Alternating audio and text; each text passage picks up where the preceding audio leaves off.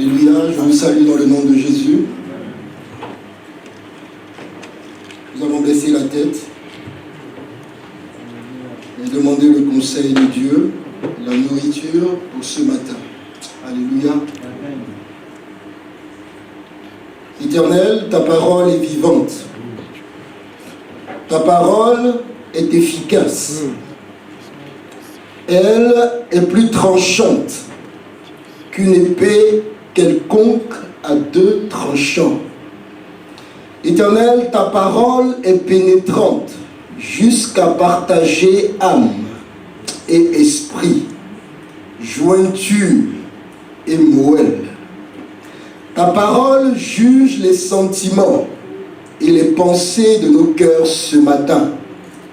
Ta parole guérit, ta parole libère, ta parole affranchit. Ta parole est bénie éternellement.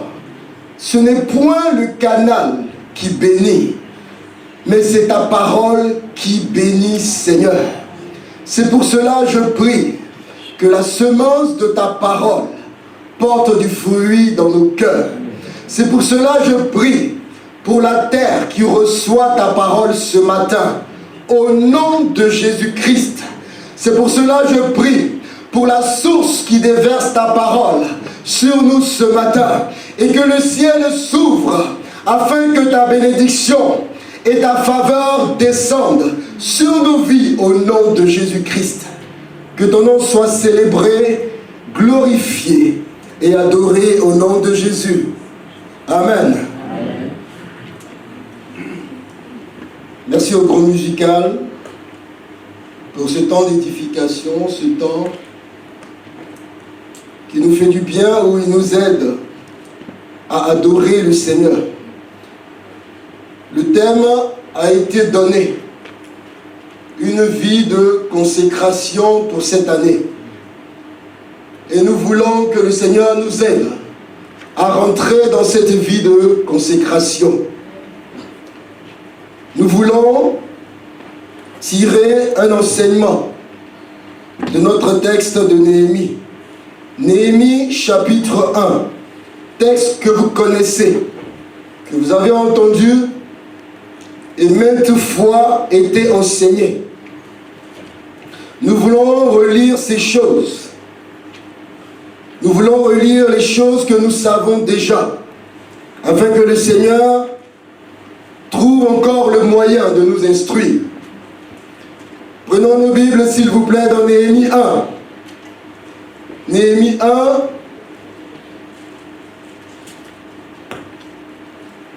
à partir du verset 1.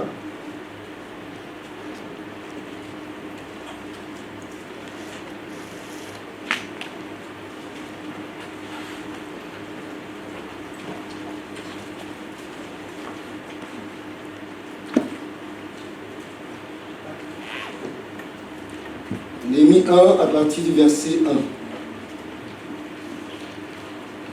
Parole de Néhémie,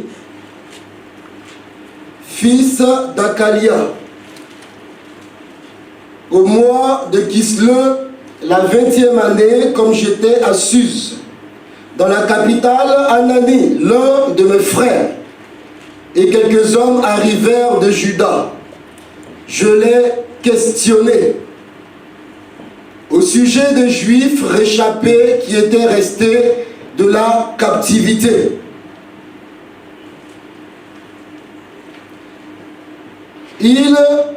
Et au sujet de Jérusalem, il me répondit, ceux qui sont restés de la captivité sont dans la province, au comble du malheur et de l'opprobre. Les murailles de Jérusalem sont en ruine, et ses portes sont consumées par le feu. Les mots qui décrivent la situation sont forts. Car le verset 3 que nous venons de lire parle de personnes tenues captives. Il parle de personnes au comble du malheur. Parle de ruine, de dégradation, de dévastation, d'altération profonde. s'agir de notre santé physique. Il peut s'agir de notre vie spirituelle, de notre mariage, d'une perte ou d'une recherche infructueuse de travail. Il peut s'agir d'une situation administrative compliquée et sans issue, d'un enfant qui s'égare et qui se perd, d'une situation financière difficile ou d'un échec. Quoi qu'il en soit, il s'agit du type de situation qui nous affecte ou du genre de nouvelles qui nous bouleversent.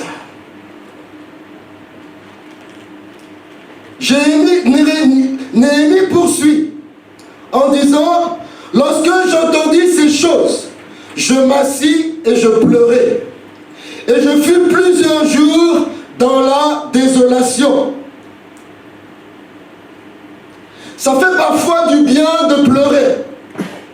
Ça fait parfois du bien d'exprimer sa désolation. Il s'assit, il pleura. Et pendant plusieurs jours, il fut dans la désolation, car son cœur était bouleversé par la nouvelle qu'il venait d'entendre. Il y a un temps pour pleurer, il y a un temps pour se lamenter. Il y a un temps pour l'apitoiement. Mais il y a également un autre temps où on rentre devant le Seigneur pour chercher la solution. Néhémie finit de pleurer et de se lamenter, et il va dire ensuite: je jeûnais et je priais devant le Dieu des cieux, et je dis. Néhémie se met à prier. Les pleurs et les lamentations, les pleurs et la désolation ne remplaceront jamais la prière. D'aucuns diront: Dieu a vu mes larmes. Dieu me voit pleurer tous les jours.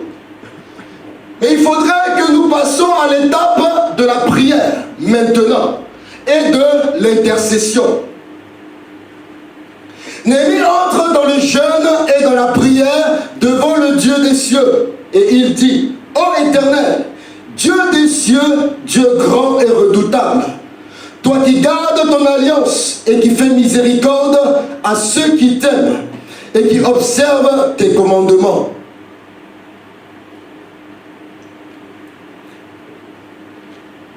Que ton oreille soit attentive. Néhémie commence à rentrer dans une intercession. Que ton oreille soit attentive et que tes yeux soient ouverts. Écoute la prière de ton serviteur. Écoute la prière que ton serviteur t'adresse en ce moment, jour et nuit. Pour tes serviteurs, les enfants d'Israël, en confessant, prière, intercession, et il va rentrer dans la repentance. Il va commencer à confesser les péchés des enfants d'Israël, nos péchés contre toi, car moi et la maison de mon père, nous avons péché. Nous t'avons offensé, et nous n'avons point observé les commandements, les lois et les ordonnances que tu prescrivis à Moïse ton serviteur. Souviens-toi. Prière, intercession et repentance. Néhémie va commencer à réclamer la promesse de Dieu. Souviens-toi. L'Éternel pouvait dire à Ésaïe: rappelle à mon souvenir. Rappelle à mon souvenir. Souviens-toi de cette parole que tu donnas ordre à Moïse, ton serviteur, de prononcer. Lorsque vous pécherez, je vous disperserai parmi les peuples. Mais si vous revenez à moi et si vous observez mes commandements et les mettez en pratique, alors, quand vous serez exilés à l'extrémité du ciel, de là je vous rassemblerai et je vous ramènerai dans le lieu que j'ai choisi pour y faire résider mon nom. Ils sont ton serviteur et ton peuple que tu as racheté par ta grande puissance et par ta main forte. Après avoir rappelé les promesses, Néhémie va commencer à les appliquer à sa vie. Il dit, ah Seigneur, que ton oreille soit attentive à la prière de ton serviteur et à la prière de tes serviteurs qui veulent craindre ton nom. Donne aujourd'hui du succès à ton serviteur et fais-lui trouver grâce devant cet homme. Ce matin, nous voulons comprendre et saisir que la prière, l'intercession, la repentance sont les clés pour voir la manifestation des promesses de Dieu dans nos vies.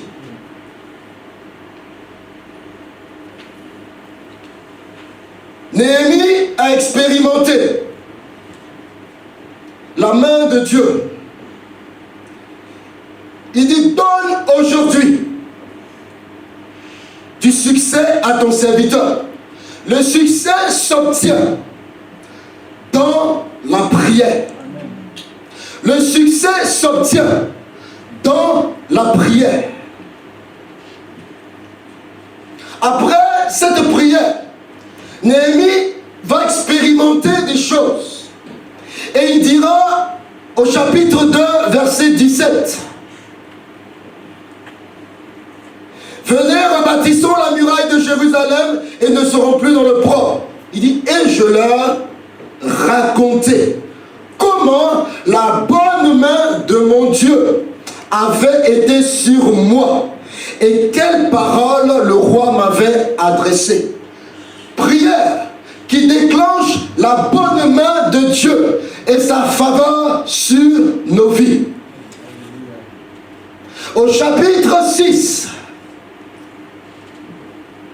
Néhémie déclare, et le texte déclare au verset 15, la muraille fut achevée. Ce qui était un projet dans la prière va trouver de l'achèvement.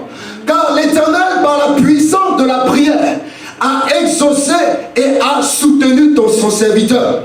La muraille fut achevée le 25e jour du mois d'Élul, en 52 jours. Lorsque tous nos ennemis l'apprirent, toutes les nations qui étaient autour de nous furent dans la crainte.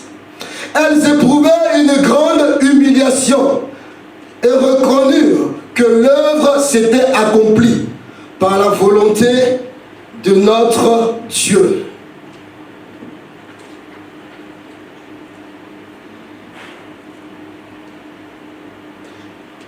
Que ces paroles nous interpellent.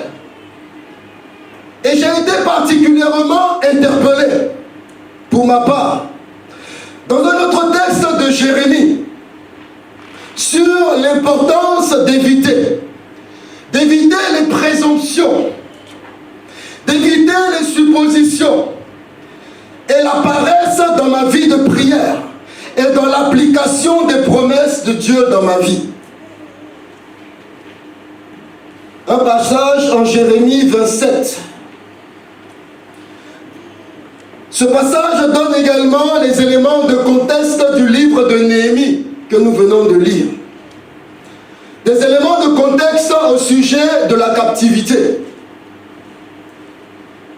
Ce texte de Jérémie 27 décrit un peuple supposé être le peuple de Dieu, qui a perdu la passion et la puissance de la prière pour la remplacer par des proclamations vides. Un peuple qui a changé le grand privilège de la prière pour vivre par des suppositions, pour vivre par des présomptions et des fausses prophéties. Cela sert d'avertissement pour moi et pour nous aujourd'hui. Près de 3 Cela sert d'avertissement pour moi. Car je suis appelé à bien plus que prononcer ou prêcher la parole de Dieu. Je suis appelé à bien plus que prononcer ses promesses et ses bénédictions. Mais il faut aussi que je les réclame et je les fasse naître dans ma propre vie par la prière. Comme vous aussi. Le contexte est que Dieu va se servir du roi de Babylone. Dieu va se servir de ce roi comme instrument de jugement pour châtier son peuple. Pour leur rébellion, leur idolâtrie et leur désobéissance. C'est un jugement en 3 phases qui inclut le siège, qui inclut la déportation, qui inclut également l'écrasement éventuel. Jérusalem est assiégée. Jérusalem et le peuple est déporté. Et si le peuple ne se répand pas, menace d'écrasement. En plus, Dieu demande à son peuple de ne pas essayer de se soustraire à ce jugement, mais de s'y soumettre pendant une période de 70 ans et d'aller faire leur vie en Babylone. Dieu demande à son peuple de ne pas résister. De ne pas résister car c'est le plan de Dieu de se servir de ce châtiment pour conduire Israël à la guérison et à la restauration. Un peuple désobéissant que Dieu veut châtier pour l'amener à la repentance. Nous voulons et nous devons savoir que Dieu agit toujours pour notre bien, même lorsque c'est dur. L'apôtre Paul pouvait dire dans 2 Corinthiens 7, versets 9 à 11, « Je me réjouis à cette heure, je me réjouis maintenant, non pas de ce que vous avez été attristés, mais de ce que votre tristesse vous a porté à la repentance. » Votre tristesse vous a amené à changer d'attitude, car vous avez été attristés selon Dieu, afin de recevoir de notre part aucun dommage. En effet, la tristesse selon Dieu produit la repentance, qui conduit au salut, et que l'on ne regrette jamais. Tandis que la tristesse du monde produit la mort. Ce matin, le Seigneur veut inviter quelqu'un à se repentir et à se ressaisir. Le Seigneur veut inviter quelqu'un à se ressaisir de ses mauvaises voies. Car l'Éternel est un feu dévorant. Si tu passes par le feu, l'Éternel sache que Dieu n'était pas le lumignon qui fume. Alléluia. Dieu prévoit une restauration, mais supporte avec repentance et humilité le châtiment que certainement tu es en train d'endurer. Cette même tristesse poursuit l'apôtre Paul.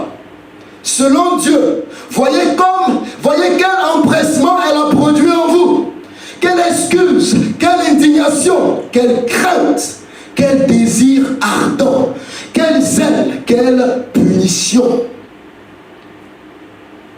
J'aime lorsque David déclare dans le psaume 66, verset 10, « En effet, tu nous as mis à l'épreuve, ô Dieu, tu nous as purifiés au creuset comme l'argent, nous avons traversé le feu et l'eau, mais tu nous as tirés pour nous donner l'abondance. » Alléluia.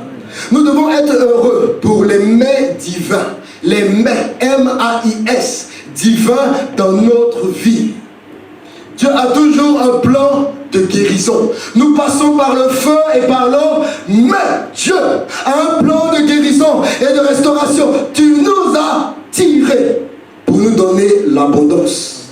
David dit, J'irai alors dans ta maison avec des holocaustes. J'accomplirai mes vœux envers toi. Mes lèvres se sont ouvertes pour les exprimer. Ma bouche les a prononcés quand j'étais dans la détresse. En lisant ce verset, cela me fait rire. Et cela me présente une réalité. Quand nous sommes dans la fournaise, nous faisons des promesses au Seigneur. Quand nous sommes dans le feu, nous faisons des promesses au Seigneur. Mais lorsque Dieu nous restaure, David dit, dans ma détresse, ces promesses sont sorties de ma bouche. Je les ai prononcées. J'irai dans ta maison pour accomplir mes vœux. Amen. Dieu veut rappeler à quelqu'un ce matin que lorsque tu étais dans la fournaise, tu as fait des vœux. Tu as fait des vœux et des promesses au Seigneur.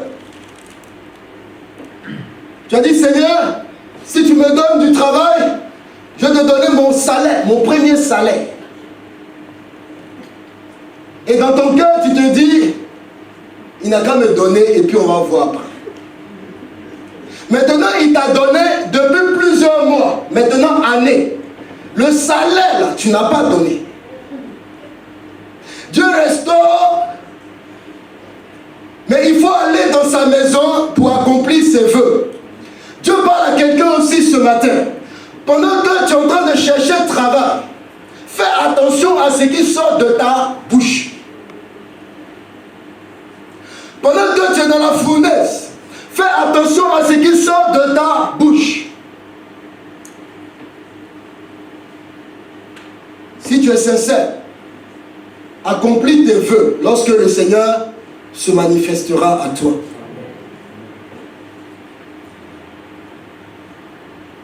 C'est ce que Dieu voulait faire pour son peuple. Comme annoncé par les vrais prophètes comme Jérémie. Mais malheureusement contredit par les faux prophètes. Dieu voulait châtier et amener à la repentance. Mais les faux prophètes vont venir contredire le message du Seigneur. Parce que ces personnes ne vivaient pas dans l'intercession ou la soumission, mais dans la présomption et la supposition. Ils ne vivaient pas par la prière. Ces faux prophètes ne vivaient pas par la prière, mais par la prononciation des paroles, par des proclamations vides et non fondées sur la vérité.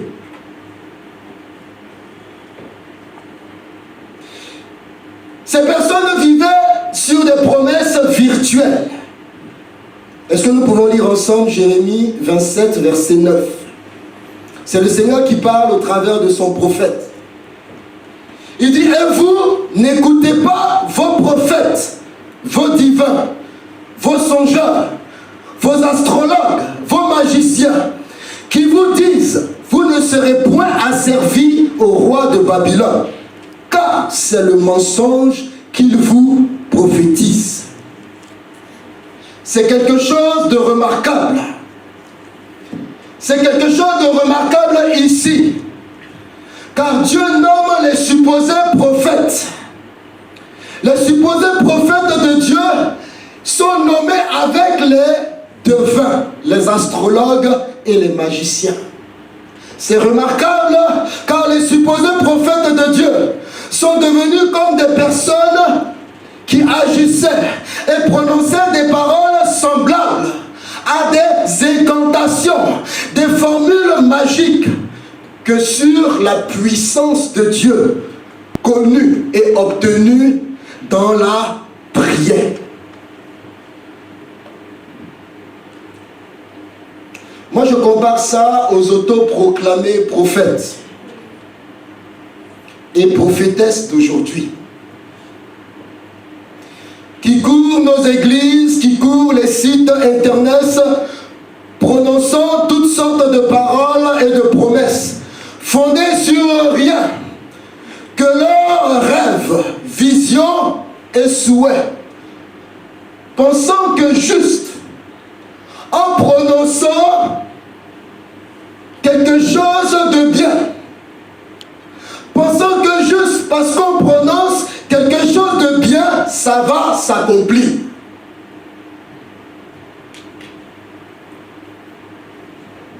Juste parce que nous confessons une promesse, juste parce que nous prononçons une bénédiction, ça va automatiquement s'accomplir, ça va automatiquement se produire. La Bible dit que ça s'appelle de la magie. Et il y a beaucoup de chrétiens dans l'église qui croient que Dieu c'est un magicien. Et simplement en proclamant et en déclarant, en confessant, on entend je confesse, je déclare, je prophétise. C'est pas ça qui exauce.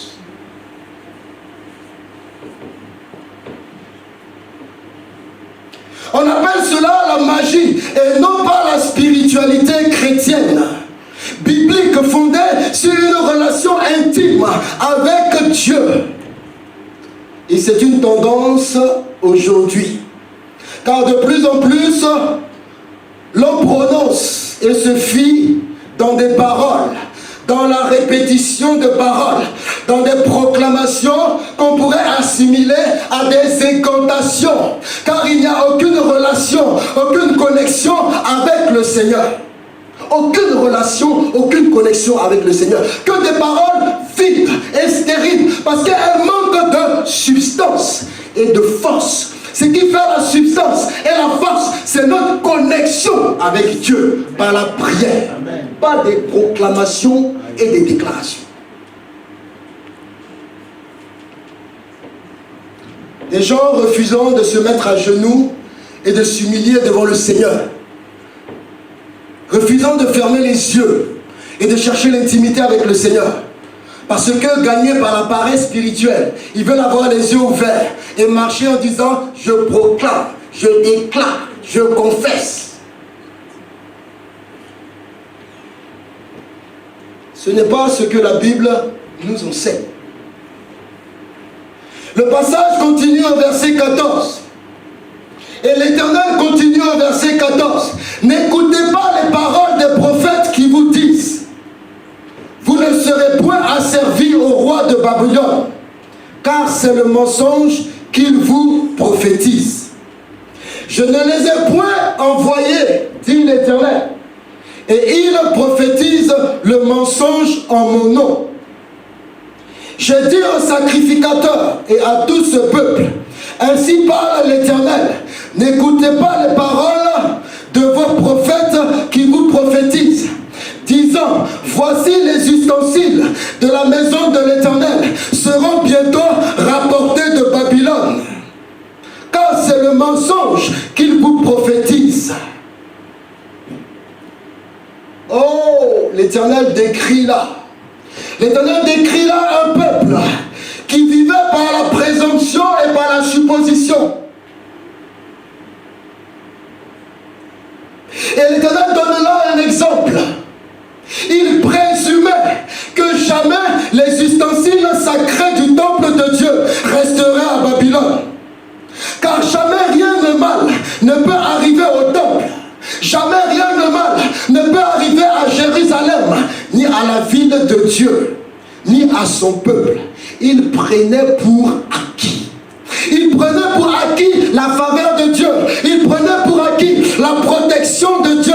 Et présumait, prétendait que rien de mal ne peut leur arriver. Car ils étaient le peuple choisi. Ils étaient les élus. Ils étaient les bénis de Dieu.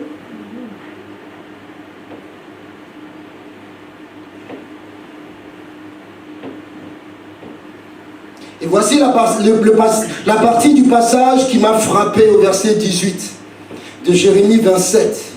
S'ils sont prophètes, et si la parole de l'Éternel est avec eux, qu'ils intercèdent auprès de l'Éternel des armées. Si la parole est vraiment avec eux, qu'ils intercèdent. Une chose est d'avoir la parole et de proclamer. Mais une autre chose est d'intercéder.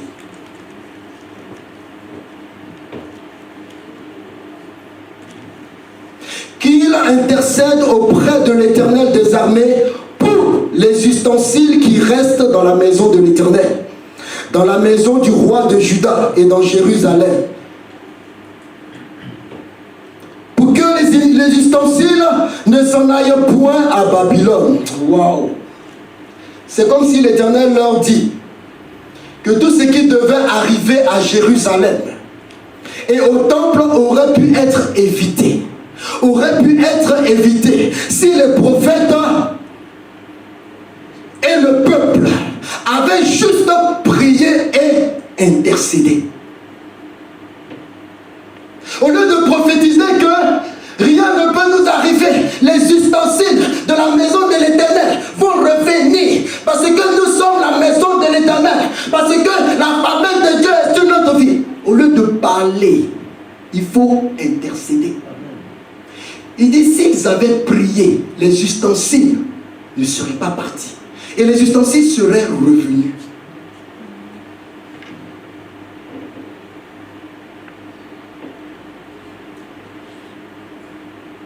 Au lieu de présumer, au lieu de supposer ou de prétendre, ils auraient pu éviter la situation. C'est comme si l'Éternel leur dit que toutes ces choses vont arriver, mais ce n'est pas inévitable. Est-ce que quelqu'un me suit? Ces choses vont arriver, mais elles ne sont pas inévitables.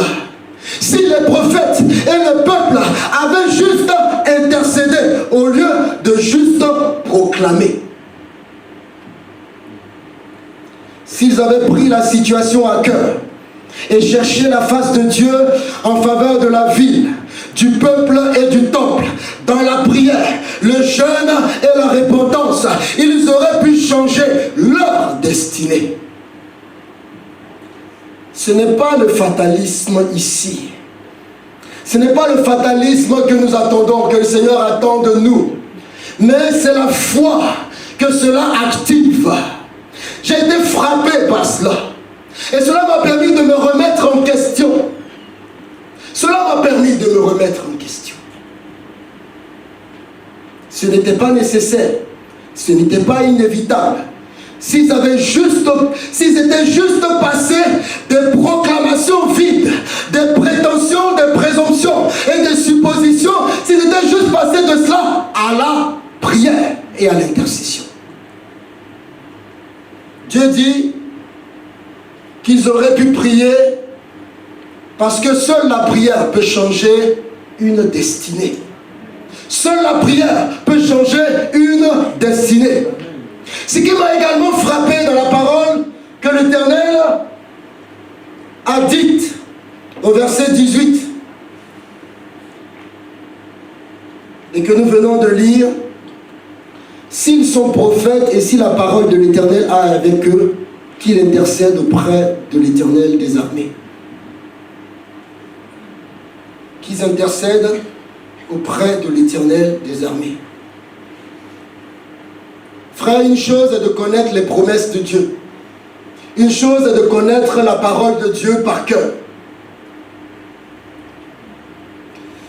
Une chose est de connaître notre position en Christ, ainsi que toutes les promesses qui sont attachées à cette position dans la parole de Dieu. Mais c'est dans la prière et c'est dans l'intercession que ces promesses et cette parole de Dieu prendra vie. Toute chose n'est pas dans la connaissance littérale. Toute chose n'est pas dans la connaissance des promesses et dans la proclamation des promesses. Mais il faut rentrer dans l'intercession pour que les paroles et les promesses prennent vie et elles prennent forme. C'est dans la prière et l'intercession seule qu'on les réclame. Et on obtient leur accomplissement dans notre vie. Les prophètes et le peuple ont échangé la supplication par des suppositions.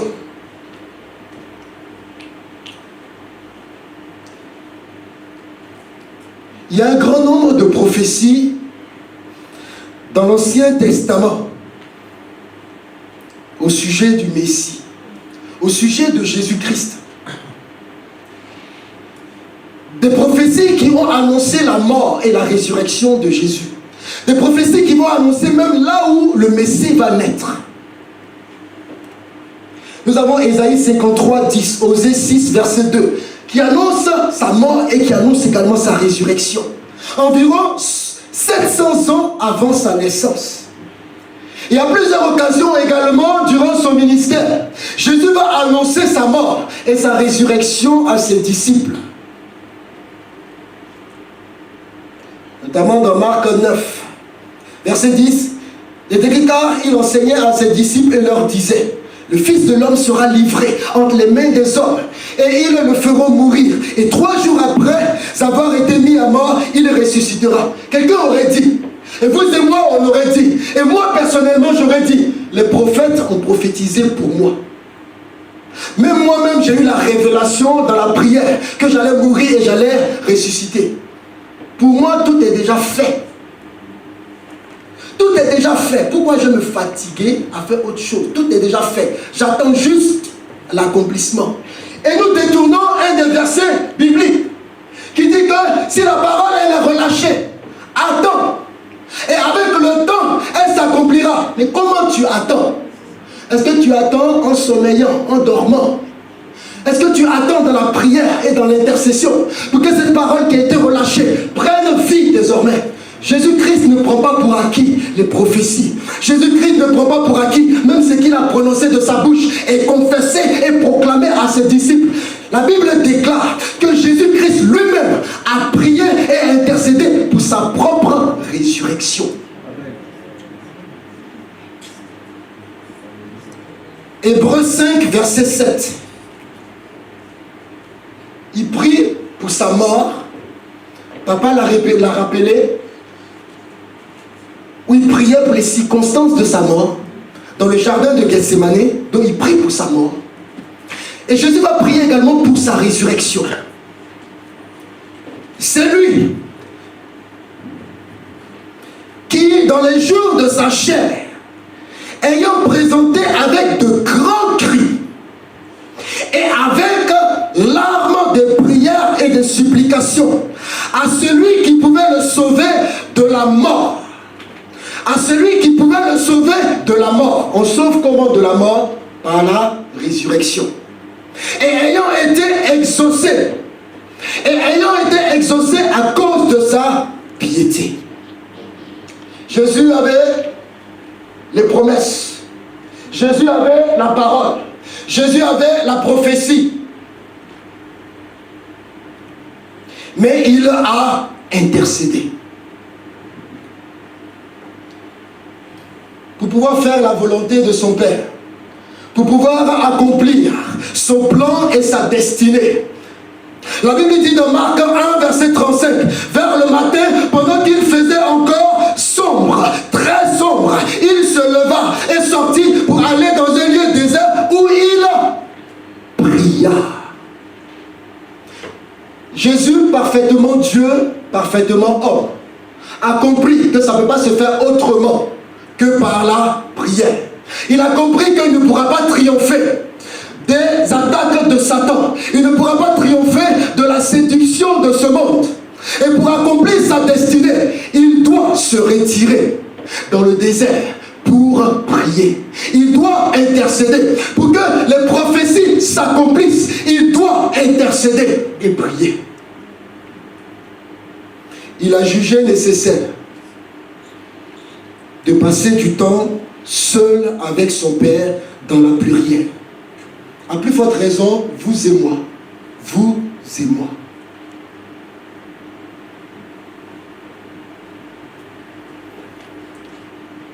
Des prophètes et un peuple qui se fiaient dans la confession et la vaine répétition des paroles, qui se fiaient dans la vaine répétition des clichés que par la prière. Nous sommes un peuple. Nous sommes les choisis. Jamais rien de mal ne peut nous arriver. Aujourd'hui, la tendance évangélique est à la prophétie. Nous tous, vous et moi, nous sommes devenus des prophètes. Parce qu'au lieu de prier et d'intercéder pour une situation, on nous apprend et on nous enseigne. Attends, on dit, regarde la situation et puis prophétise.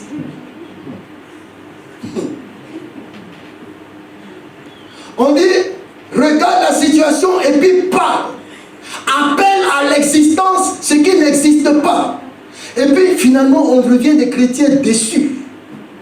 Parce qu'on nous vend du rêve. Parce qu'on ne nous parle pas de l'intercession. On ne nous parle pas de la prière.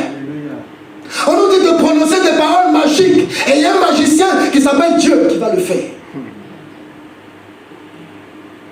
Donc vous et moi, nous sommes devenus prophètes et prophétesses. Accumulant péché sur péché. Déception sur déception.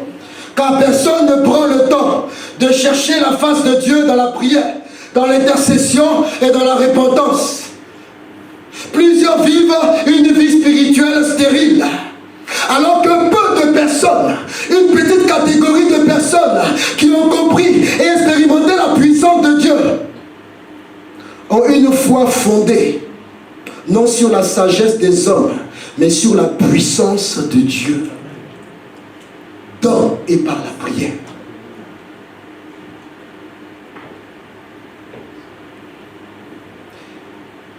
On prend pour référence Ézéchiel, où Ézéchiel a dit aux ossements desséchés, où Dieu a dit parle aux ossements desséchés. Ézéchiel était où? Il était dans une communion avec Dieu. C'était un discours entre Dieu et lui. Ça ne se fait pas en dehors de sa présence. Ça se fait en connexion avec lui, en communion avec lui. Et c'est à ce moment-là que Dieu parle à Ézéchiel. Parce qu'Ézéchiel, dans la communion avec Dieu, il a l'oreille pour entendre la parole de Dieu. Et Dieu lui donne un ordre et une instruction pour dire parle maintenant. Et nous, on sort de cette connexion, on se déconnecte, et puis on se met là, et puis on dit je prophétise. Ta prophétie ne va rien donner. Et tu as remarqué qu'elle ne donne rien. Et moi, j'ai expérimenté cela. Elle n'a rien donné. Elle n'a pas changé ma situation. Elle n'a pas changé ma destinée. Elle n'a pas changé quelque chose. Je vis une vie de forfait. Je vis une vie d'échec spirituel dans le péché. Et je viens et je crois que j'ai autorité sur le vent et la tempête. On dit, je regarde le vent et la tempête et j'entends, calme-toi, mais va te repentir d'abord. Tu crois que le nom de Jésus, on le prononce comme ça. Et puis le nom là, il est magique pour agir. Alors que ta vie ne sanctifie pas le nom que tu prononces. Prière, intercession et repentance. Amen. Frères et sœurs, nous voulons être dans la vérité. Nous voulons être dans la vérité. Nous refusons les séductions de ce monde qui nous éloigne et développe de la paresse spirituelle. Et que nous faisons manquer le but. Et d'être les plus malheureux des hommes. Et de vivre des frustrations en tant que chrétiens.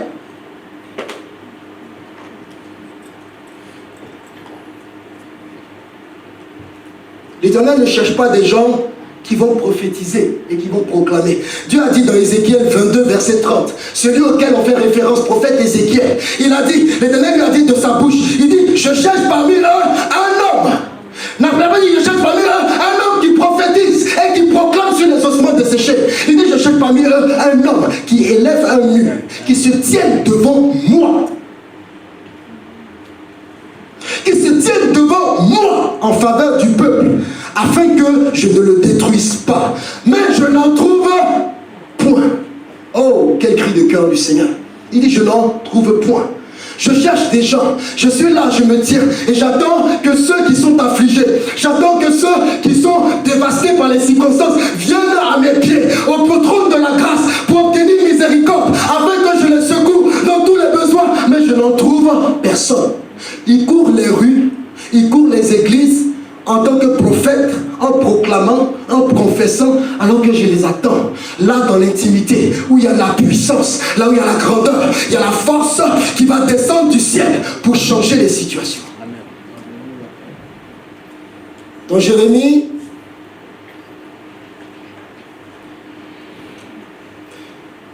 en fait, c'est ce qu'avait fait Jérémie dans notre texte que nous avons lu. C'est qu'il lui a permis d'attirer la faveur de Dieu sur sa vie. Il a fini de pleurer, c'est vrai. Mais il dit, je jeûnais. Et je priais. Amen. Et à la fin, il dit, donne du succès à ton serviteur.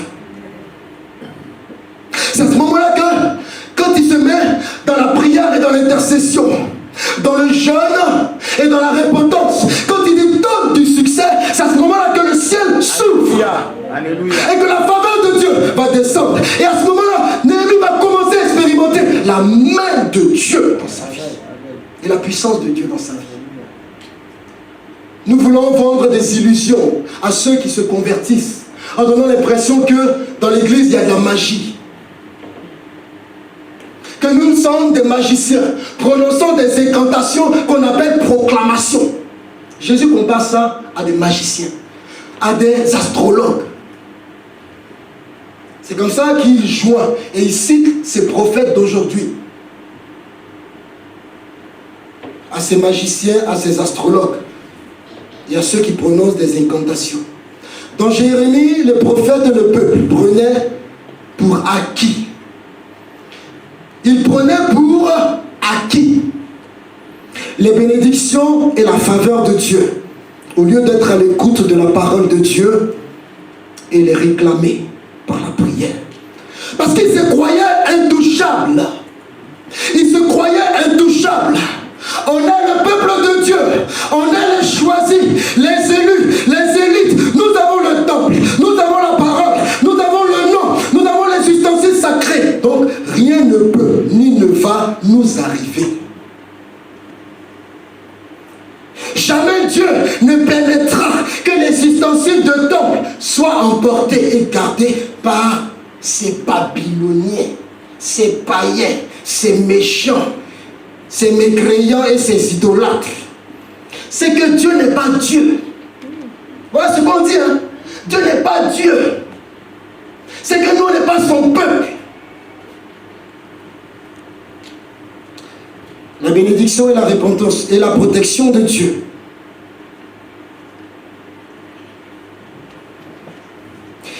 Ils n'arrêtaient pas de prononcer, ils n'arrêtaient pas de rappeler leurs acquis. Ils n'arrêtaient pas de prononcer la faveur, la bénédiction et la protection de Dieu sur eux. Au lieu de prier pour, au lieu d'intercéder pour. Ils ont changé la prière par la profession, la prononciation des promesses, comme les occultistes. Ils ont échangé une connexion avec Dieu, avec un genre de liturgie stérile, déconnecté de la présence du Seigneur. Le Seigneur veut parler ce matin à quelqu'un. Et permettez au Seigneur de prendre le temps de parler à quelqu'un ce matin. Parce que Dieu veut se lever une armée puissante qui est équipée d'une arme fatale, qui est la prière. Nous ne pouvons pas connaître la bénédiction de Dieu. Nous ne pouvons pas prétendre connaître la puissance de Dieu et l'accomplissement des promesses de Dieu et la vision pour notre vie sans être connectés à lui. La vie de Christ est produite en nous. Non pas par une simple croyance en lui ou une confession de lui, mais par une connexion avec lui. Est-ce que quelqu'un me comprend? Ce n'est pas par une simple connaissance, une simple croyance, mais une connexion avec Dieu. C'est en sa présence qu'on reçoit les bénédictions. Nous voulons bénir le Seigneur pour les privilèges que nous avons de nous connecter avec lui. Parce que c'est là qu'on trouve la réponse. Est-ce que tu cherches une réponse ce matin? La réponse n'est pas dans l'écoute de la parole seulement. La réponse n'est pas dans une parole d'exhortation seulement. Mais la réponse est à partir du moment où tu prends la parole et tu vas la réclamer dans la prière et dans l'intercession et tu vas la posséder et la saisir dans l'intercession. La vitalité spirituelle est expérimentée lorsque nous sommes en relation avec Dieu, lorsque nous sommes en communion avec lui et à l'écoute de sa voix. Pourtant Israël présumait, Israël proclamait les promesses de Dieu au lieu de prendre possession d'elles par la prière, l'intercession et la repentance. relation avec Dieu, en sa présence, à l'écoute de sa voix, au travers de sa parole. Nous ne devons pas seulement nous référer au passé. Nous ne devons pas seulement nous référer aux expériences passées. Nous ne devons pas nous fonder sur les victoires, les bénédictions passées, au lieu d'assurer la victoire actuelle. La victoire pour aujourd'hui et la victoire pour demain. Dieu a fait dans le passé ses frères. Mais attention, il est de notre responsabilité pour assurer la victoire d'aujourd'hui. Sinon, nous sommes des chrétiens qui n'avons qu'un témoignage passé et avec une frustration aujourd'hui. Et demain est sans avenir. Et demain est fait de déception. Il vivait que par une sorte d'incantation des récits religieux. Ah, notre père Moïse a ouvert la mer Rouge. Des récits religieux. Pas une sorte d'incantation de la parole de Dieu. Une vie religieuse se bornant à accomplir des rites. Je fréquente tous les dimanches une église. Je prends la Sainte Seine. Je paye ma dîme. Je fais mon service sans aucune relation avec le Seigneur que nous servons.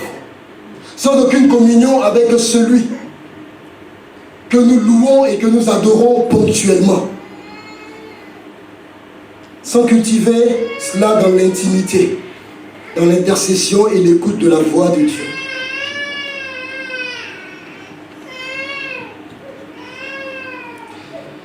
Daniel était complètement différent de ces prophètes du temps de Jérémie. Voyons un peu la différence dans Daniel 9, au verset 2. Il dit: la première année de son règne, moi, Daniel, je vis par les livres, on peut dire même je lus par les livres, qu'il devait s'écouler 70 ans pour les ruines de Jérusalem, d'après le nombre des années dont l'Éternel avait parlé à Jérémie le prophète. Il finit de lire, il finit de prendre conseil, il dit: je tournais ma face vers le Seigneur Dieu, afin de recourir à la prière et en supplication, en jeûnant et en prenant le sac et la cendre. Le sac et la cendre, c'est la repentance. J'ai lu la promesse, j'ai lu la prophétie, et je rentre dans le jeûne et dans la prière. Oh, quelle différence entre Daniel et ses prophètes. Daniel prend connaissance d'une situation. Daniel lit la parole de Dieu. Au lieu de tout de suite commencer à confesser, au lieu de tout de suite se tourner vers Jérusalem. Parce qu'il y avait les Juifs, vous savez ce qu'ils font? Ils connaissent, selon la boussole, la direction de Jérusalem. Et puis ils se tournent vers Jérusalem. Et puis ils proclament. Et puis ils déclarent. Vous pensez que c'est ça qui a rebâti les murailles? Vous pensez que c'est ça qui a restauré Jérusalem?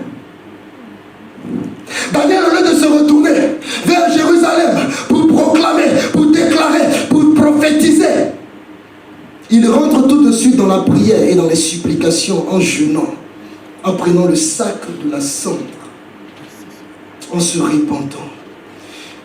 Il lit les promesses de Dieu. Et ensuite, il rentre dans la prière pour les réclamer, dans l'intercession et la repentance, afin qu'elle soit une réalité par la prière. Arrivez chez vous, prenez le temps. Si vous avez l'occasion de lire le reste de la prière de Daniel, elle a beaucoup de similitudes avec la prière de Néhémie. Daniel ne manifeste aucune forme de présomption ni de prétention lorsqu'il prend connaissance des promesses de Dieu. Mais il les réclame avec supplication et intercession. Il termine sa prière. Et j'aime bien ce que le verset 19 nous dit. Seigneur, écoute. Seigneur, pardonne. Seigneur, sois attentif. Agis et ne tarde pas par l'amour pour toi, oh mon Dieu. Car ton nom est invoqué sur ta ville et sur ton peuple. Seigneur, écoute. intercession. Seigneur, pardonne, repentance. Seigneur, sois attentif, prière et intercession. Agis et ne tarde pas. Je réclame et je fais appliquer, je fais vivre la promesse dans ma vie. Oh, j'aime ce que Daniel va dire. J'aime ce que Daniel va dire. À partir du verset 23. Il dit, je parlais encore. Je parlais encore, je priais. Je parlais encore, et puis il dit, je priais. Ce n'est pas que des paroles. Hein. Je parlais, et puis je priais. Je confessais mon péché et le péché de mon peuple d'Israël. Et je présentais mes supplications à l'Éternel, mon Dieu, en faveur de la sainte montagne de mon Dieu. Je parlais encore dans ma prière. Quand l'homme, Gabriel, que j'avais vu précédemment dans une vision, s'approcha de moi. Je parlais dans la prière. Au moment où je parlais, l'ange s'approcha de moi. Au moment de l'offrande du soir, il m'instruisit et s'entretint avec moi. Il me dit, Daniel, je suis venu maintenant pour ouvrir ton intelligence. Lorsque tu as commencé à prier, lorsque tu as commencé à prier, la parole est sortie. Et je viens pour te l'annoncer, car tu es un bien-aimé. Alléluia. Dieu cherche des bien-aimés qui vont établir le lien entre la parole et la prière. Lorsque tu as commencé à prier, c'est là que la parole est sortie.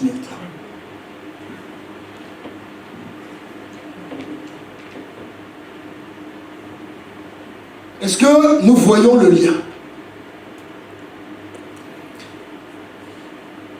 Dès que tu es rentré dans la présence de Dieu, c'est là que la parole est sortie. Dès que tu as commencé tes supplications et ton intercession et la repentance, c'est à ce moment-là que la parole est sortie.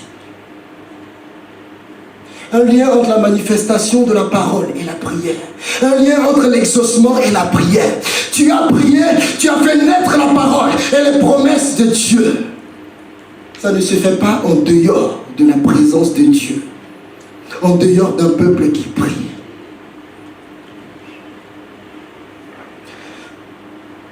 Les tendances et la croyance est de penser que nous avons simplement qu'à croire. Qu'il faut croire simplement. Il faut croire simplement. Et confesser. Et comme de façon magique, cela va s'accomplir. Je vous dis que c'est faux. C'est parce que la Bible nous enseigne. Sinon, Jésus aurait cru dans les promesses, et puis Jésus aurait prononcé, proclamé et annoncé à ses disciples, sans jamais consacrer un temps dans la prière. Jamais. C'est de l'hérésie et c'est du mensonge. Daniel entre dans la présence de Dieu, il s'approche de Dieu, il se connecte avec Dieu pour bien saisir, pour bien appliquer ce qu'il a lu et pour éviter. Et pour inviter Dieu à venir accomplir son plan dans sa vie.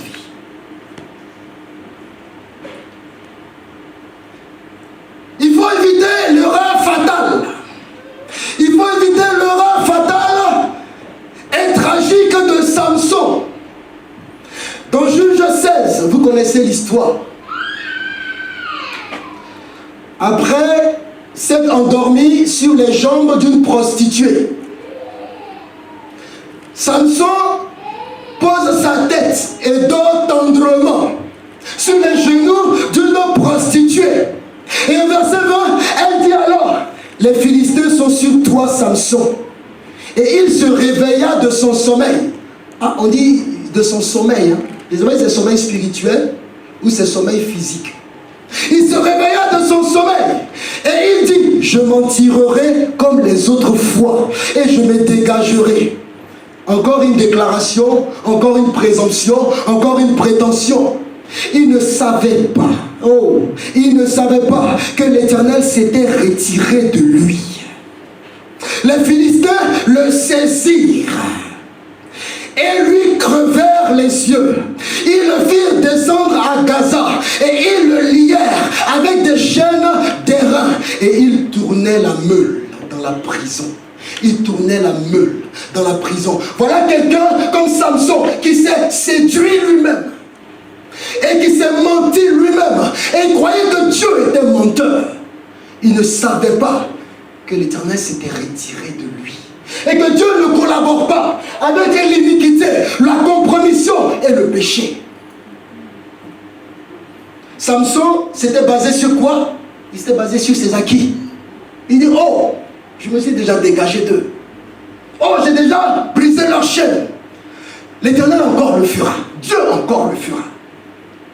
Ces choses ont été écrites pour servir d'instruction. Amen. Ces choses ont été écrites pour servir d'avertissement. Il ne faut jamais rien présumer. Il ne faut jamais rien prendre pour acquis. En pensant qu'on a toujours été correct, on a toujours été saint et qu'on va continuer à être saint. En pensant qu'on a toujours été victorieux et qu'on va continuer à être victorieux.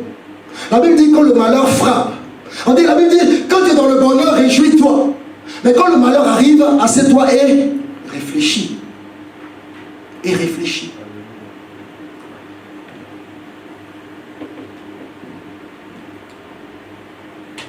S'appuyer sur ses acquis, c'est chaque année sera comme les autres années. 2020 arrive, 2020 sera encore comme 2019, prospère. 2020 sera encore comme 2018, prospère. Mais la prospérité que tu attends, rentre dans le jeûne et dans la prière en attendant 2019, en préparant 2020, pardon, dans la prière et dans l'intercession. C'est à ce moment-là que 2020 sera bien plus excellente. Bien plus excellente que 2018, 2016 et 2008. Ne prenons pas pour acquis la faveur de Dieu. Ne prenons pas pour acquis les grâces et les privilèges de Dieu. La présomption, comme dans la vie de Samson, peut facilement nous conduire vers la négligence, vers le compromis, la paresse spirituelle et un éloignement subtil du Seigneur. J'aime bien ce proverbe dans 1 Roi 20. 1 Roi 20, 11. Que celui qui revêt une armure, que celui qui revêt une armure ne se glorifie pas comme celui qui la dépose. Est-ce que quelqu'un a compris? Que celui qui revêt une armure ne se glorifie pas comme celui qui la dépose. Parce que tu ne connais pas la guerre. Donc tu ne peux pas avoir une armure pour aller en guerre et puis tu vas commencer à danser, à te réjouir comme celui qui revient de la guerre. Parce que tu ne sais pas où tu vas là, si tu vas revenir. Donc prépare-toi à la guerre. Et la guerre n'est pas finie tant que ce n'est pas fini. La victoire n'est pas acquise tant que ce n'est pas fini. L'apôtre Paul dit, j'ai achevé le combat. C'est quand il a fini d'achever qu'il dit, j'ai remporté la couronne et j'ai combattu le bon combat. Mon frère et ma soeur, toi et moi, on n'a pas encore achevé. Donc si on ne prie pas et on ne prépare pas les victoires de demain, nous allons être confrontés à l'échec. Nous allons être confrontés à l'échec.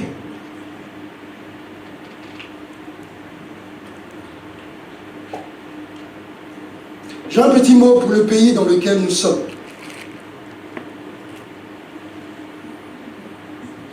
Nous ne pouvons rien présumer, ni pour un individu, ni pour une église, et encore moins pour un pays. Un pays comme la France. Aujourd'hui, peut-être qu'il y a beaucoup d'Ivoiriens parmi nous. Ils voient les élections comme loin d'eux. Ils se disent la France, c'est le pays de leur sécurité. Ils te disent les autres pays vont brûler, mais la France ne va pas brûler. Et ils vont être tranquilles. Comme si la France sera toujours libre. Comme si il y a quelque chose qui est écrit quelque part, que le pays dans lequel nous vivons, ou le pays, mon frère, où tu vas vivre, sera toujours libre, sécure, prospère, privilégié, et va toujours être. Il ne faut pas prendre nos droits. Il ne faut pas prendre nos privilèges pour des acquis, ni la faveur de Dieu pour des acquis, ni la liberté de parole, la liberté de religion, la liberté de se rassembler en tant qu'église l'Église est de prêcher librement et ouvertement l'évangile de la parole de Dieu.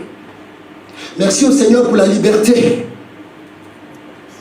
Merci au Seigneur pour la liberté que nous avons. Mais il ne faut pas prendre ces libertés pour acquis et présumer que ça va toujours être comme ça. Si la France continue sur le chemin de l'avortement, sur le chemin de la déviance, de la normalisation, de la banalisation, de la pornographie, de la perversion et de l'homosexualité, de l'éloge des styles de vie proscrits par la parole de Dieu. Si la France continue et poursuit dans l'éloignement des principes et des valeurs chrétiennes et bibliques, si elle continue sur le chemin de la dépendance des drogues, sur le chemin de la dépendance du suicide assisté, la confusion des sexes, de l'athéisme, pourquoi pouvons-nous prendre pour acquis? Pourquoi pouvons-nous prendre pour acquis et présumer que nous allons continuer de bien aller et que nos enfants, et que nous et nos enfants vont connaître une vie épanouie et une vie spirituelle victorieuse? Sur quoi on se base? Sur quoi on se base? C'est pour cela, mon frère et ma soeur, rentre dans la prière et dans l'intercession pour toi et pour ceux de ta maison et de tes enfants. Parce que ce pays tel qu'il va, il ne promet rien pour tes enfants. Il ne promet rien comme victoire spirituelle pour tes enfants. Il ne dit rien et ne garantit pas que tes enfants vont rentrer dans l'éternité si tu ne te mets pas à genoux et que tu pries. Il ne te garantit rien que toi-même tu vas rentrer dans l'éternité si tu ne te mets pas en sécurité dans la prière et dans l'intercession. C'est pour cela que l'Éternel parle dans Jérémie 29, verset 10. Il dit: recherchez le bien du pays où je vous ai emmené, même en captivité, et priez l'Éternel en sa faveur, parce que votre bonheur dépend du sien. Priez l'Éternel pour le pays dans lequel vous êtes, car votre bonheur dépend de ce pays-là. Il y a beaucoup de gens qui prient pour leur pays d'origine, et puis ils ne prient pas pour la France. Parce qu'il te dit, c'est eux là-bas qui ont besoin de prière. C'est eux là-bas qui ont besoin d'intercession. Nous ici, on est au froid, on est sous la couette, on est bien. On n'a pas besoin de prière et d'intercession. Cela me fait penser à des événements qui se sont déroulés dans mon pays en 2010 et en 2011. Où il y a des gens, et j'ai entendu, cela n'arrivera jamais à la Côte d'Ivoire. Dieu aime trop la Côte d'Ivoire. Ça peut toucher le Libéria, ça peut toucher la Sierra Leone. Mais Dieu est le Dieu de la Côte d'Ivoire. Il y a des prophètes qui se lèvent, financés, on les paye. Et puis ils viennent faire des prophéties mensongères. Un prophète s'appelle Malaki. Il dit, il n'aura rien. Il dit à celui qui le paye, Dieu t'a établi, sa faveur sera sur toi, on ne te fera rien. Alors que celui qui le paye, il vit dans l'adultère, il vit dans la compromission et dans la corruption. Et pour quelle raison? Sur quoi on se base pour dire qu'on ne va pas le déloger? Sur quoi on se base? Des gens qui croient par des prophéties alors qu'ils ne se rendent pas que l'Éternel s'est retiré d'eux. Qu'est-ce qui s'est passé? Vous et moi, on sait. Aujourd'hui, les Ivoiriens ont compris qu'ils ne sont pas intouchables, qu'ils ne sont pas assis sur une sécurité éternelle et définitive. Vous connaissez cette doctrine de l'éternelle sécurité? Attention mes frères et mes soeurs. Préparons, bâtissons des murs pour verrouiller et entourer nos maisons et nos vies. Lorsque tout se passe bien, mon frère, lève-toi dans la prière et scelle les acquis dans le sang de Jésus. Amen. Ne prends pas les choses pour acquis et considérez que c'est fini. La Bible nous enseigne que le pardon et la guérison d'un pays et d'un peuple est possible si, c'est-à-dire à une condition. Et selon 2 Chroniques 7:14, si mon peuple sur qui est évoqué mon nom s'humilie, premièrement.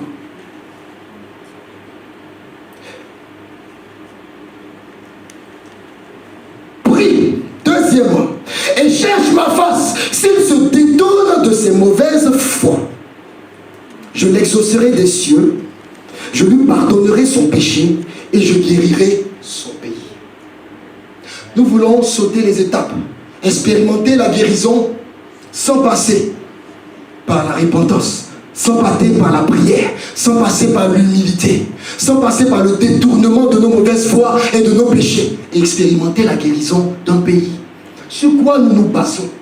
Voilà sur quoi se base la parole de Dieu et l'accomplissement des promesses de Dieu.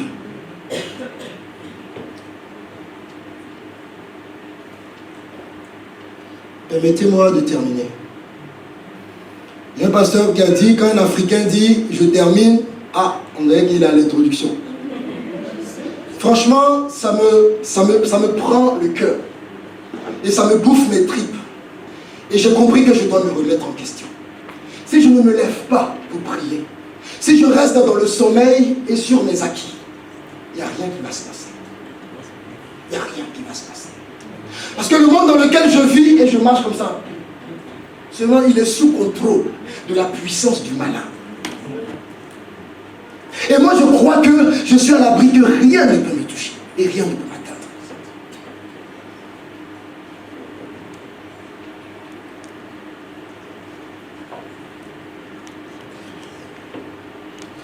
Après avoir dénoncé le peuple pour leur présomption, voici ce que l'Éternel dit à Jérémie. Au verset 33, au chapitre 33, verset 3. Il dit, Jérémie, invoque-moi. Jérémie, toi, invoque-moi.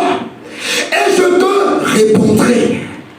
Je t'annoncerai de grandes choses, des choses cachées que tu ne connais pas. Oh, contrairement aux autres prophètes, il dit, au lieu de les laisser parler, toi, invoque-moi et je t'exaucerai. Toi, invoque-moi et je vais te révéler des choses cachées que tu n'as jamais connues. Oh, quel privilège! En réponse à ces prières, Dieu lui révèle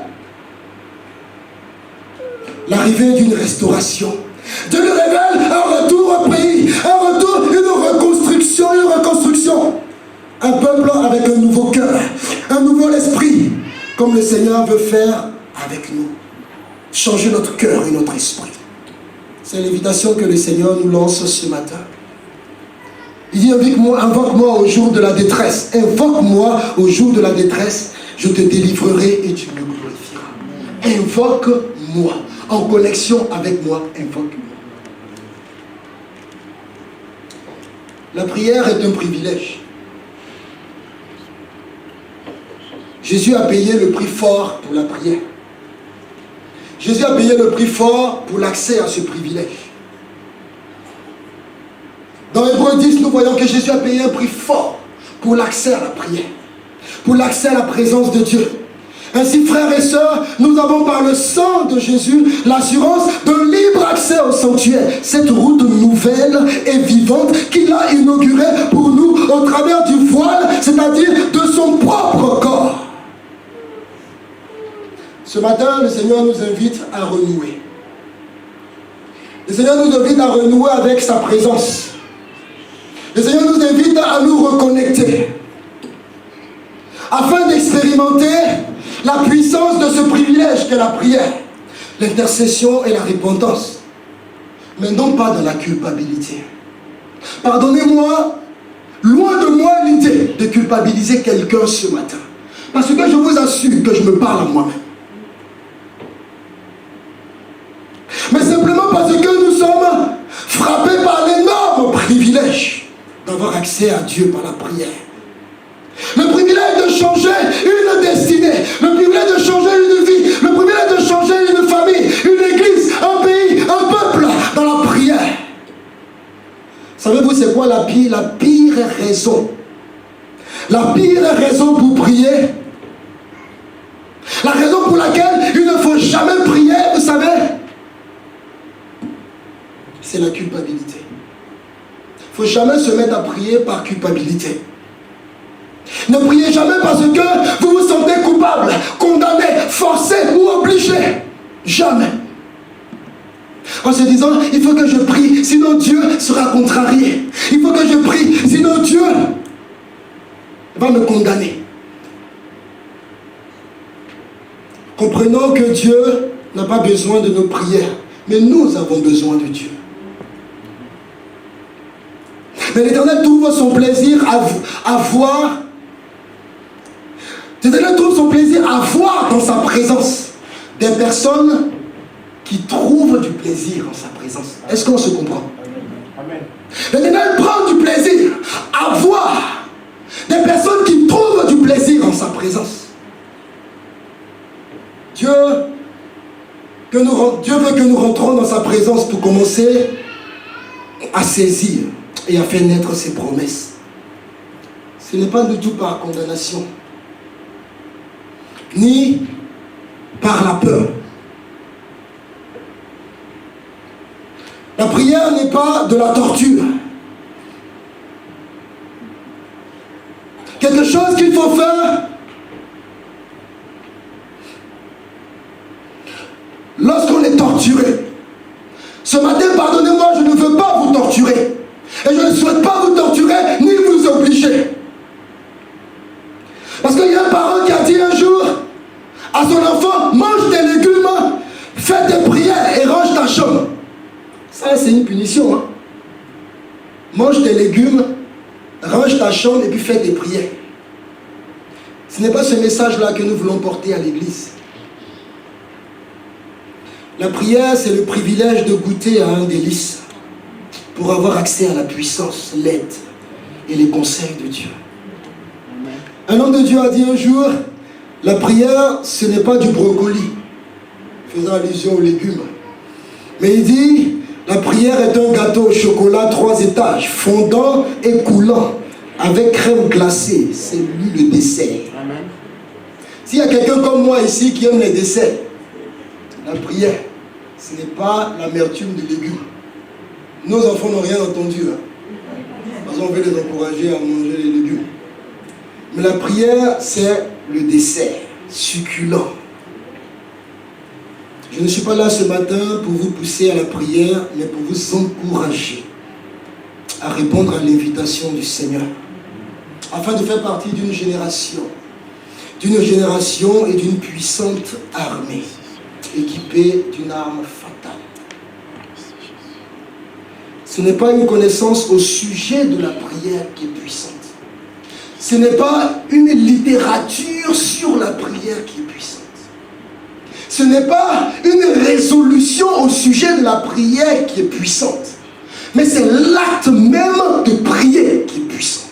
Est-ce que quelqu'un m'a compris? Amen. Est-ce que quelqu'un m'a compris? Amen. Combien de résolutions nous avons prises par rapport à la prière? Et nous avons vu que ces résolutions en elles-mêmes sont inefficaces. C'est l'acte même de prier qui donne la puissance. Ça veut dire que c'est la prière, c'est par la prière que nous vivons et demeurons vivants. Un homme de Dieu disait, la prière est le souffle du chrétien. Quand on dit c'est le souffle du chrétien, ça veut dire que c'est par la prière que nous vivons et que nous pouvons demeurer vivants. Le souffle, on est vivant par le souffle et on demeure vivant par le souffle. Celui qui cesse de prier, cesse de vivre spirituellement. Celui qui cesse de prier, cesse de vivre spirituellement et ne reçoit plus la vitalité. La puissance de Dieu n'est pas relâchée par de bonnes intentions. La puissance de Dieu n'est pas relâchée par la promesse de prier. Mais la puissance de Dieu est relâchée par le fait de prier. Nous allons baisser la tête. Est-ce que je peux demander au groupe musical de s'avancer?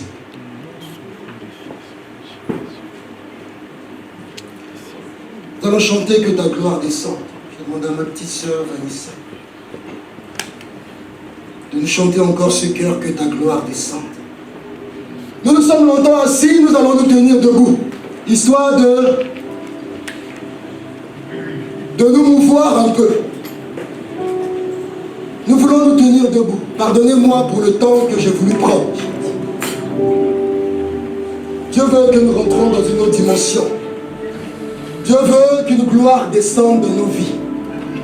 Dieu veut que quelque chose se manifeste. Dieu veut nous sortir de l'éternelle sécurité. Dieu veut nous donner le secret. d'une vie prospère et d'une vie de succès. Alléluia. Est-ce que nous pouvons tendre les deux mains devant le Seigneur? Et pendant que le groupe musical chante, nous dit, Seigneur, renouvelle ma communion avec toi. Seigneur, je veux rentrer dans une autre dimension. Et ce matin, je m'humilie devant toi. Car tu me révèles les secrets de ma vie, d'une vie épanouie qui me fera rentrer dans ma destinée. Merci, prie ton Dieu. Que ta gloire descende, Jésus. Prie ton Dieu. Que ta gloire descende et envahisse. Est-ce que nous pouvons demander à la gloire de Dieu de descendre? Pas de simple déclaration, mais dans une connexion maintenant avec lui. Une connexion par la prière, car vous et moi nous sommes en train de chercher sa face. Oh Jésus, Oh Jésus, nous voulons ton règne. nous voulons ton règne, ton règne dans ma maison, ton règne sur ma famille, ton règne sur mon foyer, ton règne sur mes enfants et ma postérité, ton règne sur la France et ton église. Oh Seigneur, je me tiens dans le sang de Jésus. Je me tiens dans le sang de Jésus. Je me tiens dans ta présence. Par l'intercession, je te supplie, Seigneur, envoie ton règne. Je te supplie, Seigneur, restaure ma communion. Je ne peux compte de l'essence et de l'os. Repentance, Seigneur. Pardon, Seigneur. Pardon, péché. Pardon, Seigneur. Car nous avons commis ce péché.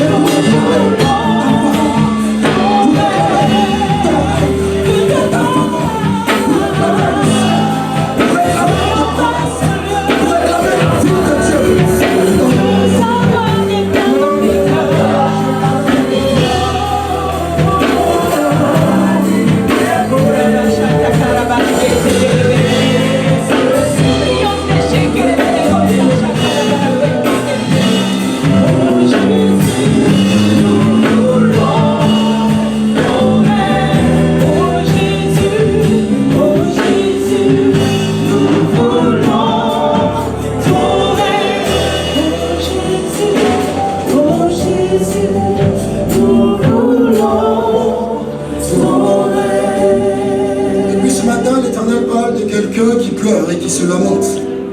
Et Dieu te donne les clés ce matin. Depuis ce matin, l'Éternel parle de quelqu'un qui s'apitoie et qui est dans la souffrance. Dieu donne les clés ce matin. Les clés de ta liberté. Les clés de ta délivrance. Rentre en connexion avec ton Dieu. Renoue ta connexion avec ton Dieu. Cela passe par une discipline. Cela passe par une rigueur. Cela passe par un réveil qui sonne. Cela passe par quelqu'un qui se lève et qui cherche sa parole. Cela passe par une soif. Oh, ton Dieu veut agir. Ton Dieu veut commencer à agir dans une vie de sanctification. Tu ne triompheras du péché que par la connexion avec lui, que par la communion avec lui. L'homme intérieur sera fortifié de jour en jour par la communion de jour en jour avec son Sauveur.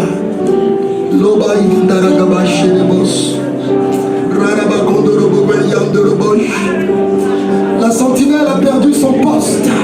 La sentinelle a perdu son poste. L'Éternel t'attend à ton poste. L'Éternel t'attend à ton poste. La sentinelle a perdu la communion. Elle a perdu la connexion. Elle a quitté son poste. L'Éternel sentinelle et l'intercesseur a perdu son poste. Dans la Bayan de Lobos, ce n'est pas une question d'élite, c'est une question d'enfant de Dieu. C'est une question d'enfant de Dieu. Le voile déchiré pour toi et moi, pour nous donner accès. Salabayan de Lobos, au nom de Jésus.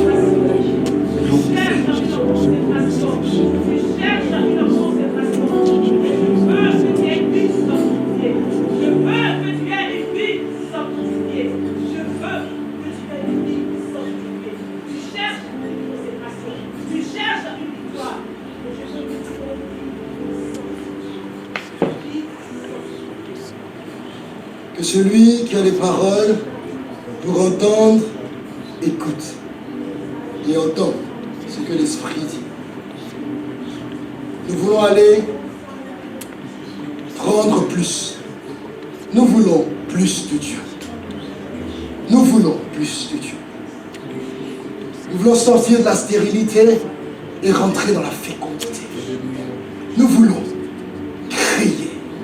Nous voulons révéler. Nous voulons vivre. Nous voulons exploser de la gloire de Dieu. Oh, finis cette vie de léthargie. Finis cette vie stérile. Nous voulons aller en eau profonde avec Dieu. Ce n'est pas cette vie-là notre destinée. Ce n'est pas cette vie-là notre appel.